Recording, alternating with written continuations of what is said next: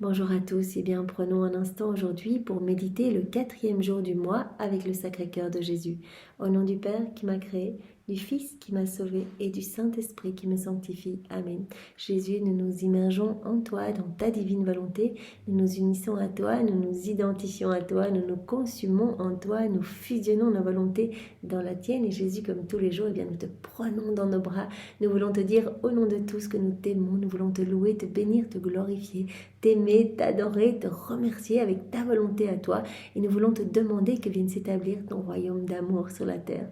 Nous voulons vraiment travailler à l'avènement de ce royaume aussi. Utilise-nous que nous puissions être vraiment de bons instruments entre tes mains. Viens vivre en nous, Seigneur, et investis-nous de ta présence. Remplis-nous à ras-bord de ta lumière, de ton Esprit Saint, de ton amour. Viens sanctifier chacun de nos pas. Viens agir à travers nos mains, regarder à travers nos yeux. Viens parler à travers chacune de nos bouches, respirer dans nos respirations, penser dans nos pensées. Viens écouter à travers nos oreilles. Viens faire battre nos cœurs, Seigneur. Que tout soit fait par toi. C'est toi qui agis et nous t'accompagnons. Que tout soit fait pour toi, pour ta gloire, celle de ton Père, celle de l'Esprit Saint, et que tout soit fait dans ta divine volonté, Seigneur. Que nos actes ne soient plus humains, mais deviennent des actes faits par toi, divins, éternels, avec cette portée magnifique, intemporelle et universelle dans tous les cœurs. Merci Seigneur infiniment pour tout ce que tu nous as déjà donné, tout ce que tu vas encore nous donner aujourd'hui, ce que tu nous donneras demain. Je te demande maintenant, Jésus, eh bien, de venir parler à travers ma bouche. Envoie sur chacun de nous ton Esprit Saint, que ce moment fait en union avec toi puisse avoir des retombées dans tous les cœurs. On le sait, lorsque l'on s'unit à toi, Jésus, eh bien, c'est toi qui opères en nous et tu touches des milliers d'âmes. Un petit moment fait avec toi, une vaisselle dans la divine volonté, une méditation, une lecture, une parole, marcher, respirer, prendre sa douche, quel que soit l'acte, petit ou grand, quand on s'unit à toi, Jésus, toi, à travers nous, tu vas sauver des âmes. Mais pas que des âmes autour de nous, des âmes du passé, des âmes du futur, des âmes qui vont se sanctifier, qui vont se convertir, qui vont revenir à toi, qui vont se repentir, des âmes qui vont découvrir les écrits du ciel, d'autres qui vont eh bien, s'essayer à leurs premiers actes en union avec toi. Donc c'est magnifique, nous travaillons vraiment eh bien, à faire descendre ton royaume, le royaume de ton divin fiat ici-bas. Alors merci Seigneur, merci vraiment de nous utiliser chacun. Alors, ce qu'on va méditer aujourd'hui, c'est l'objet sensible de la dévotion au Sacré-Cœur. L'objet sensible et immédiat de cette touchante dévotion, c'est le cœur même de Jésus. Ouvrant un jour sa poitrine sacrée et dit à la bienheureuse Marguerite Marie, « Voilà le cœur qui a tant aimé les hommes. Voilà ce cœur qui déborde, qui a tant aimé les hommes. » Le voilà ainsi l'objet matériel de notre culte. Il est indiqué par le geste du Sauveur, voilà, comme Jésus qui nous montre son cœur. C'est ça l'objet sensible de la dévotion au Sacré-Cœur, c'est le cœur même de Jésus, brûlant d'amour pour nous. Ainsi, l'objet matériel de notre culte est indiqué par ce geste du Sauveur, les paroles qui l'accompagnent et la vision de Marguerite Marie. C'est le cœur du plus saint, du plus aimable, du plus parfait des enfants des hommes, formé par l'Esprit Saint lui-même, du plus pur sang d'une vierge, chef-d'œuvre du ciel et de la terre, de la nature et de la grâce. Mais je n'ai pas dit assez, c'est le cœur d'un Dieu, puisqu'il a été uni hypostatiquement à la divinité, par conséquent sanctuaire de toutes les perfections et de tous les mérites, abîme sans fond de grâce et de bénédiction. Voilà, c'est ça l'objet sensible du culte, de la dévotion du Sacré-Cœur. C'est le cœur même de Jésus, mais qui est bouillonnant de tendresse pour chacun de nous. Un cœur parfait. C'est quelque chose de plus, c'est le cœur d'un homme-dieu, c'est-à-dire un admirable mélange de tout ce qu'on peut supposer de plus pur, de plus délicat dans les affections humaines et de tout ce qu'il y a de bonté, de dévouement dans les affections divines. C'est la compassion unie à la miséricorde, c'est l'amitié d'un frère uni à l'amour d'un père. Il y a tout dans ce cœur. Ô merveille, ô abîme de richesse! Peut-on concevoir un objet plus digne de notre respect et de notre amour? Ah, si l'Église rend un culte spécial aux instruments de la passion du Sauveur, bon, il y a un culte voilà, pour tous les attributs de la passion de Jésus, donc sa couronne d'épines, etc., la croix, etc. Voilà, tous les instruments, il y a un culte spécial, les instruments de la passion. Les épines dont il fut couronné, des épines à la croix où il expira, à la lance dont il fut percé. Combien plus devons-nous honorer ce cœur magnifique, ce cœur adorable de notre Jésus? N'est-il pas le principe de sa vie, de ses souffrances et de son amour? N'est-il pas la source du sang précieux qui nous a rachetés au calvaire, qui nous purifie dans les sacrements et nous désaltère à l'autel? Saint Bernardin l'appelle, ce cœur, la fournaise d'amour. Et Saint Pierre d'Amiens l'appelle le trésor universel de la sagesse et de la science. Saint François de Sales, lui, l'appelle la source de toutes les grâces. Donc tous les saints, eh bien, se sont vraiment rendus compte de la merveille de ce cœur de Dieu.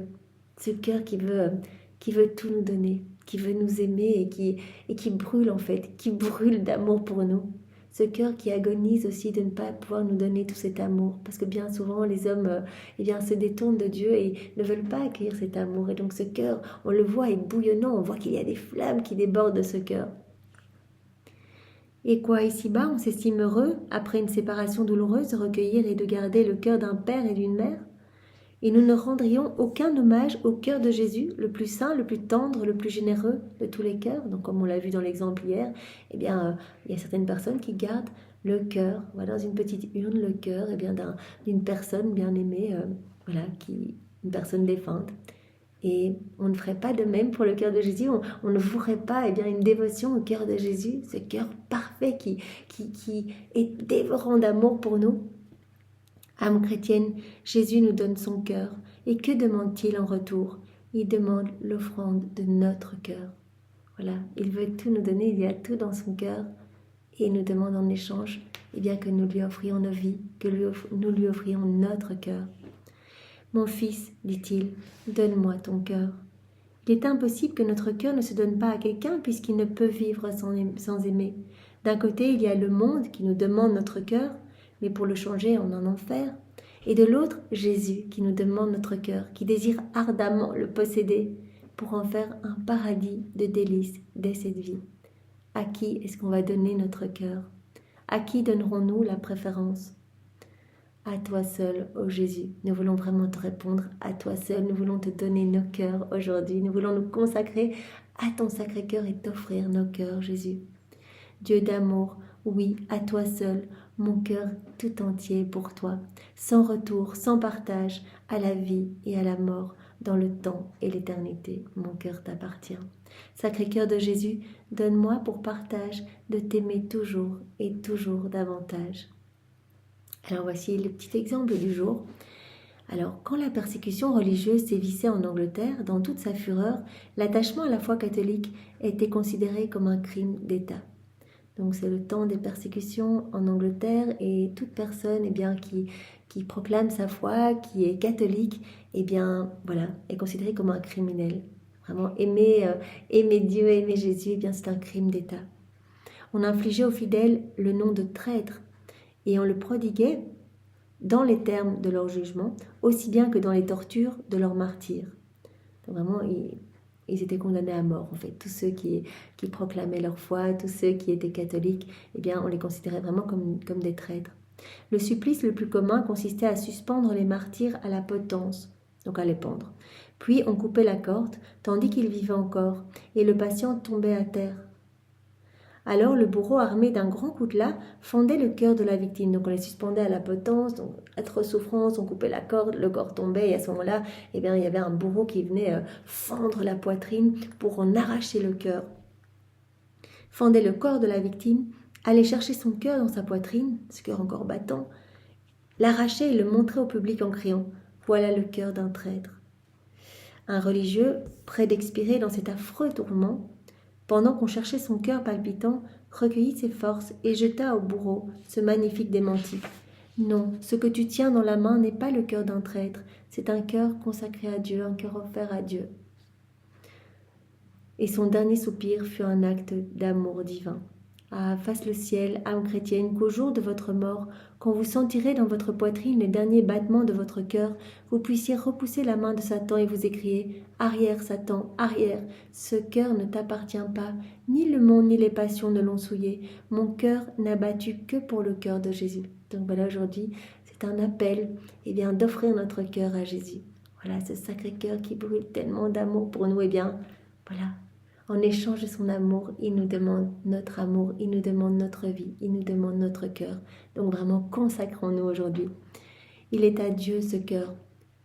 et à Jésus-Christ depuis longtemps, à Dieu et à Jésus-Christ pour toujours. Alors voici la petite prière aujourd'hui. Ô Jésus, tiens, le voilà mon cœur, garde-le comme un précieux dépôt que je te confie, garde-le, comme tu as gardé celui de ta bien-aimée servante Marguerite Marie. Si jamais j'avais l'imprudence de vouloir le reprendre, ne me le rends pas, mais force-moi par quelques coups de ta miséricorde à t'en laisser le possesseur et le maître à jamais. Ainsi soit-il. Et cela me fait penser à cette prière, cette prière de remerciement après chacune des heures de la Passion de Jésus, des 24 heures de la Passion de Jésus, donc écrit par Louisa Picaretta. Vraiment, c'est Jésus qui a inspiré Louisa pour écrire toutes ces heures. Et donc, dans cette prière finale de remerciement, que vous connaissez sans doute très bien, Louisa, elle dit, mais je veux rester dans ton cœur, je veux toujours rester dans ton cœur, Jésus, ton cœur brûlant, et bien si je m'en éloigne, Jésus, viens me rechercher, viens faire battre plus fort mon cœur, lance-moi vraiment des coups de fouet, de lumière en fait. Ramène-moi à toi. Fais brûler plus fort mon cœur pour que je revienne à toi et que je reste unie à toi, vraiment dans cette douce tendresse, divine. Donc c'est très beau, je vous invite à aller la relire exactement, mais vraiment, donc elle demande de rester enfermé dans ce cœur brûlant. Nous pouvons nous aussi le demander dans nos mots, Jésus, mais attache-nous à toi. Tu l'as promis, voilà, à chaque fois qu'on fait des actes en union avec toi dans la divine volonté, comme on vient d'en faire un maintenant, donc on a lu dans la divine volonté, c'est un acte qui vaut autant que si on avait fait toute une journée de prière, qui vaut autant que, vraiment un acte vaut plus que tous les actes de tous les saints réunis, les dévotions, les martyrs, les chapelets, les jeûnes, les mortifications, on reprend tous ces actes, on les met d'un côté de la balance, et d'un autre côté, on met un petit acte fait par Jésus en nous, bien sûr. Ce petit acte vaudra beaucoup plus. Il rend une gloire parfaite à Dieu. Vraiment, il donne un amour et une adoration parfaite à la Trinité. Donc voilà, Jésus, nous voulons vraiment te servir et nous voulons vraiment que notre cœur reste enchaîné au tien. Tu l'as dit, donc à chaque fois que nous nous unissons à toi, eh bien tu rajoutes davantage de chaînes de lumière entre notre cœur et ton cœur, pour que nous soyons vraiment dans cette inséparabilité avec toi. C'est vraiment cette inséparabilité que nous te demandons, Seigneur. Nous ne voulons plus rien faire sans toi.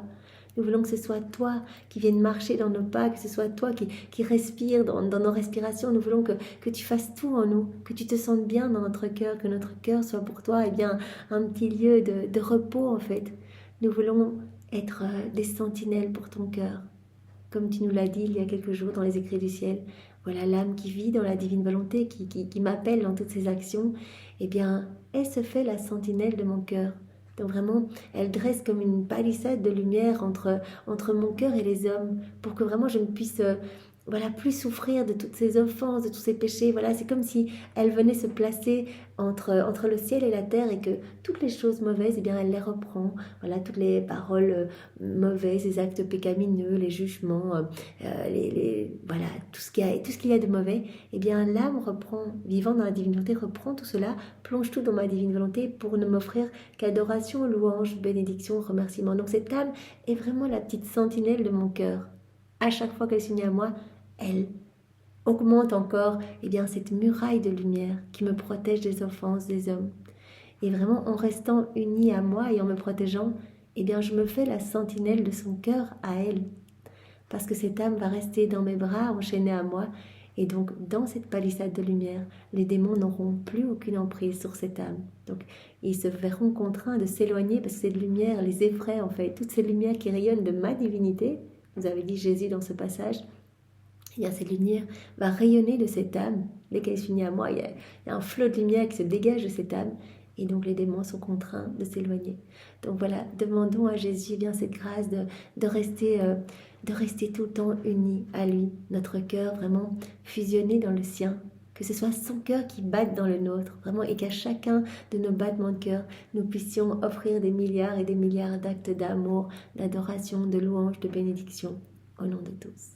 Merci Seigneur, merci vraiment de nous faire grandir à ta ressemblance, et attache-nous à toi vraiment dans ces liens de filiation. Que rien ni personne ne nous éloigne de toi, Seigneur. Merci. Au nom du Père et du Fils et du Saint-Esprit. Amen. Soyez tous bénis. Au revoir.